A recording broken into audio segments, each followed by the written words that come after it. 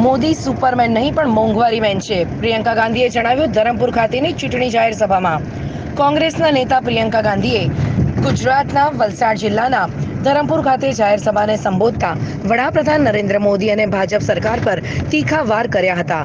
પ્રિયંકાએ બેરોજગારી મોંઘવારી મામલે મોદી સરકારને ઘેરી લીધી હતી. તેમણે જણાવ્યું કે મોંઘવારીએ કમર તોડી નાખી છે, પરંતુ મોદી સરકારે ખાલી ચૂંટણી આવી ત્યારે ગેસ સિલિન્ડરના ભાવ ઘટાડ્યા છે. પ્રિયંકાએ પણ જણાવ્યું હતું કે ભાજપના નેતાઓ સતત મોદીનું નામ લઈ કહે છે કે મોદીએ એક ચપટી વગાડી વિશ્વમાં ચાલતા યુદ્ધને રોકી દીધા છે. તો મોદી એક ચપટી વગાડી તમને રોજગાર કેમ નથી આપતા? વધુમાં તેમણે જણાવ્યું હતું કે તમને માત્ર 5 કિલો રાશન આપી દેવામાં આવે છે, પરંતુ તમારા સંતાનોના ભવિષ્યનું શું? તેમના શિક્ષણ અને રોજગારની ચિંતા કોણ કરશે?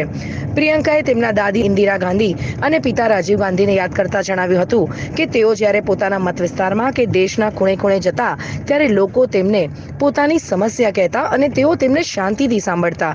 તેમને ખરાબ પણ નહીં લાગતું, પરંતુ મોદી સામે તેમના જ નેતાઓ મોઢું ખોલવા તૈયાર નથી. સ્થિતિ શું છે, તમારી સમસ્યા શું છે, તે તેમને ખબર જ નથી. પ્રિયંકાએ ઇલેક્ટ્રોલ બોન્ડ વિશે પણ મોદી સરકારને આડે હાથ લીધી હતી. તેમણે તેમને ઉઘાડી લૂંટ ચલાવવાનું જણાવ્યું હતું. આ સાથે ખેડૂતો વિશે જણાવ્યું હતું કે તમારા ઉપયોગમાં આવતી બધી જ વસ્તુઓ પર જીએસટી લગાવી દેવામાં આવ્યો છે. તમને લોનમાં ક્યારેય માફી નથી મળી, પરંતુ તેમના ઉદ્યોગપતિ મિત્રોના ₹16 લાખ કરોડ માફ કરી દેવાયા છે.